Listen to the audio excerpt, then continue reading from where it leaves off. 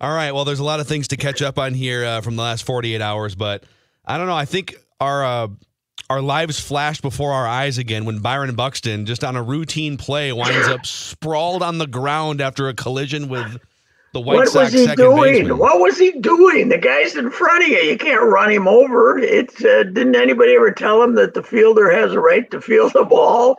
You can't run him over. Why would he not just run? So the fielder's coming in.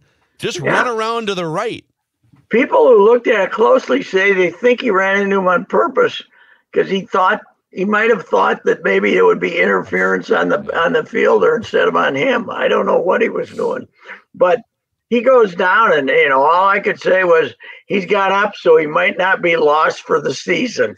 But there is no chance he'll be playing tonight in Yankee Stadium. Who comes back first? Byron Buxton. Or the guy that got hit in the face with a fastball yesterday. Yes. I think Buck will beat him back. Buck will be playing within a week, won't he? Maybe a week. I think they called up Kyle Garlick today. They had to make another replacement for Farmer. And they don't have any infielders left down in AAA that were on the roster. So I think Garlick is who they called up today. But well, the interesting part to me, though, is so they threw at Miranda in the first time it was up there, and then teams have started to do that. I think the same thing happened last weekend. They're trying to get him off the plate so he doesn't hit the ball to right field and get those hits. Old-fashioned ball there, and so then. Okay, then Giolita and then Farmer gets hit in the face up and in a 91-mile-an-hour fastball. I thought Giolita threw harder than that, by the way, but Sam Farmer's teeth feels like he throws pretty hard. Yeah, Kyle Farmer, but and then in the Sam Farmer's the NFL writer for the LA Times, right? Now, were you watching? Did you watch the reaction, or did they show the reaction of Jeffers after Jorge Lopez knocked down Elvis Andrus? So the Twins waited and waited, but Jorge Lopez buzzed and basically the old dust off for Elvis Andrus, shortstop on the other team. Absolutely intentional retaliation, which is good because they took two shots at you guys. You gotta, people say, oh, the old baseball rules. It's a rule in any sport. Somebody cheap shots you cheap shot them back. Hockey, there's 12 of those every night. So I don't see it as old-fashioned rules. But they were Jeffers greeted Jorge Lopez like he was a conquering hero at the end of the inning when they got out of the inning. So and now I didn't have the guts to ask Rocco about all this because I only saw him in the cluster, and he was very emotional, and I didn't want to, get him to, and then I tried to find him later and I couldn't find him. So, but there was something going on there. They were not happy with the White Sox. Now that was Tony, if it was Tony La Russa, you would have known it was 100% intentional because he was the all-time headhunter guy.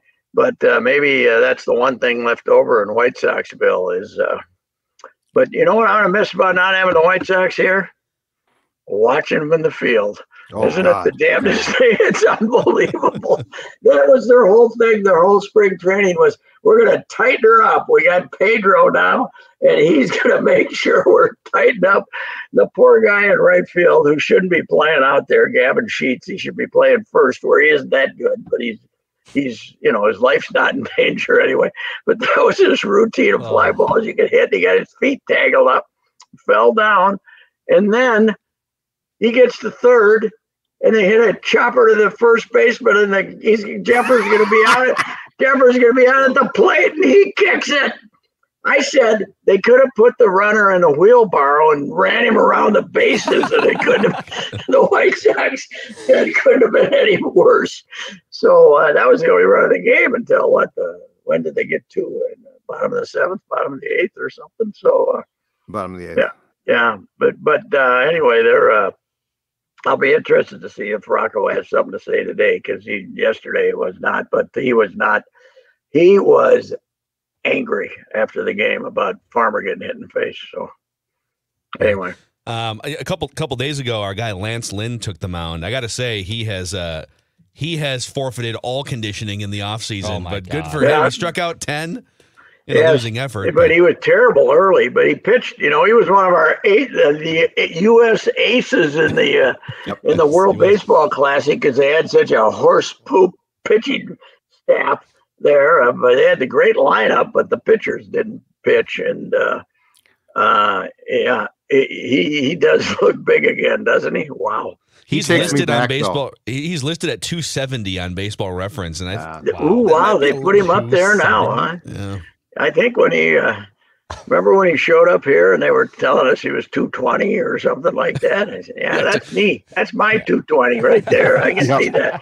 I can see that, baby." So now they go to Yankee Stadium. We don't have any idea who's going to play. You know what? A stat I saw today. I was looking up to confirm that the Rays have only given up 5 home runs. The Yankees have played 6 of their 12 games. They've only given up 7 home runs. Playing in the biggest bandbox. I mean, the number 1 bandbox in all of baseball. So, is Correa coming back, Royce? He wouldn't tell us that, but the rumor was yes. But I mean, I don't think Correa is anxious to come back and play in New York, where he's popping his head out of the dugout. They boo the crap out of him, but I don't know. I gotta think he's gonna play tonight. We don't even know what's wrong. Right? He got a little balky back, so yeah, it's unbelievable. I think he'll want to play in New York just so all those Mets doctors that said his leg might have to get amputated wouldn't be proven correct if he's still out of the lineup. But I don't know. He's a hard guy to figure too. Yeah. Anyway, I think maybe he's going to play, but Baldelli wouldn't say that after the game yesterday. So no. I don't know. All right, you've had a couple days to dissect what happened in that Wolves-Lakers game now in your mind. What's your take on it? I think that fourth quarter might have been the 2 worst basketball teams I have ever seen in the NBA, led by, I have now made up my mind on the Michael Jordan, LeBron James controversy. Michael Jordan was never that lousy for a quarter in his entire life. Where the hell was LeBron throwing the ball? He was throwing it all over the building. He was awful. He looked 50 years old. He finally made that 1 3, but he was terrible. They were all terrible. 19-12. 19-12, the scoring in that. Well, and the 12, by the way, if Anthony Davis doesn't back his trunk up into Mike Conley, yes, you don't get those scored 9 points in the fourth quarter of that game. Yes. Well, Conley was the only guy from the middle of the third quarter to the end of the game that did anything, and then he missed a few shots down the stretch too. That was just some abysmal. I thought I was watching San Diego State again, trying to shoot, Another team that couldn't shoot. It was terrible. Everybody, Vivront, it was the Lakers defense. No. Now, part of it was the Timberwolves did nothing but shoot the jump shots. But, it didn't help that Anthony Edwards was, what was that? Where did that come from? So he was awful at the start of the game, and then he took the head first sort of shoulder tumble. Yeah. And he came back with the wrap on his sort of the tape and the wrap on his shoulder. He definitely banged his head too. So I guess you could say he was rattled after the injury, but he played equally terrible and passive before the injury. He was okay on defense, but that's one of the worst offensive games he's played in the 3 years they've had him. If they let the center play, they might win that game. Though they didn't get any. They got killed on the boards. They got 4 offensive rebounds. I saw 4 offensive rebounds the whole game. So I don't. What did we prove here by not having him play? We have an elite. What was it? Elite. What did Connolly tell us? We have an elite, not culture, but we have an elite standards. We have an elite standard here. I want one other question. I brought this up yesterday. So Gene McDaniels, for 2 exhibition games, 41 regular season games, I think he played most of them, has walked through this new tunnel, right? This new thing that has been built through the stands.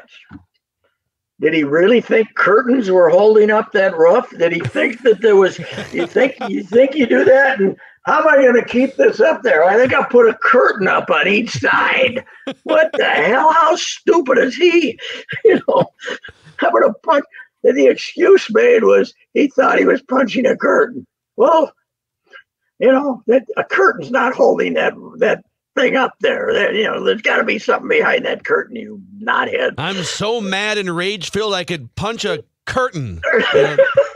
That's the other thing. Despite what he thought he was punching, why is he doing that? They miss him though. Just the way he guard people and stuff. Don't you think it'd be a mercy killing tonight if they get beat? I mean Friday. Boy.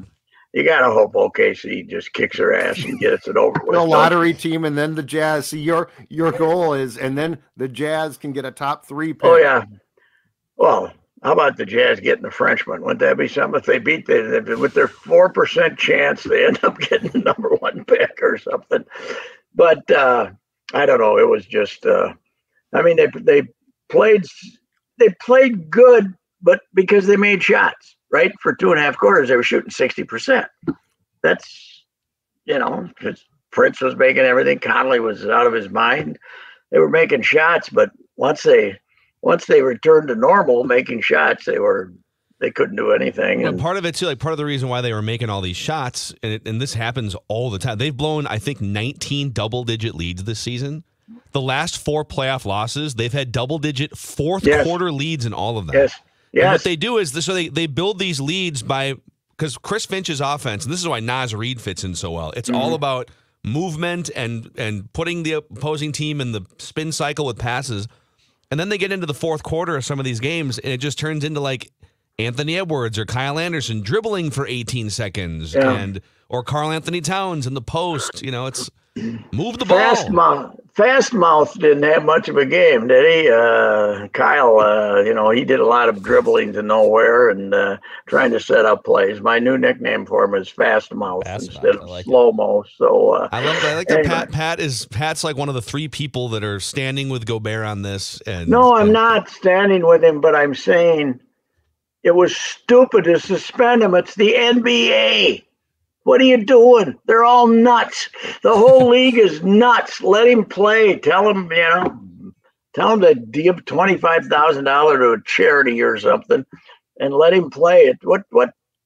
If Kyle Anderson and him say it's fine, play him. Why do you want to do this to yourself?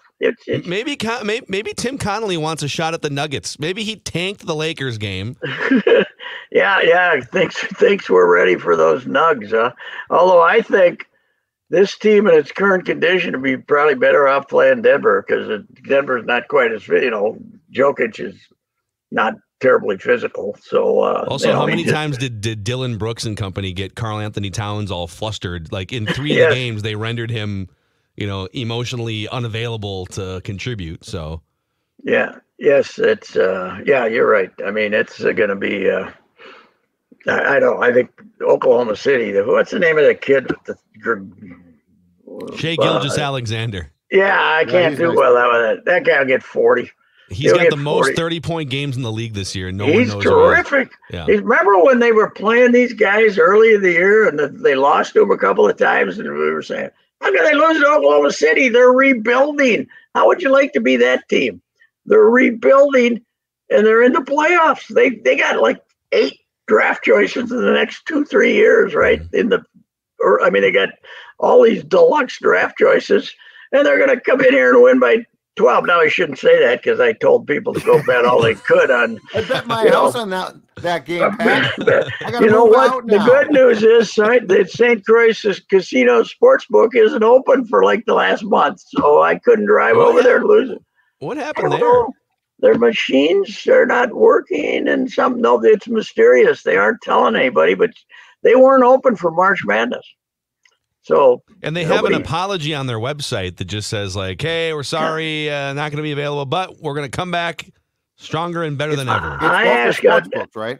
I asked on Twitter, and and because I got some degenerate gamblers who follow me, and they said that they're very mysterious about it, but it's been going on for a while. But it's some kind of a debate with the state about what they can do. I don't know what's going on, or maybe business wasn't good enough when they started, and they said they hell with it. But I don't know. They're not Time open. and Joe's time, Pat.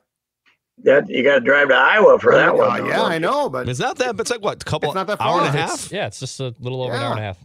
I was there. So our Rays, I got to talk about my Rays before we get done here.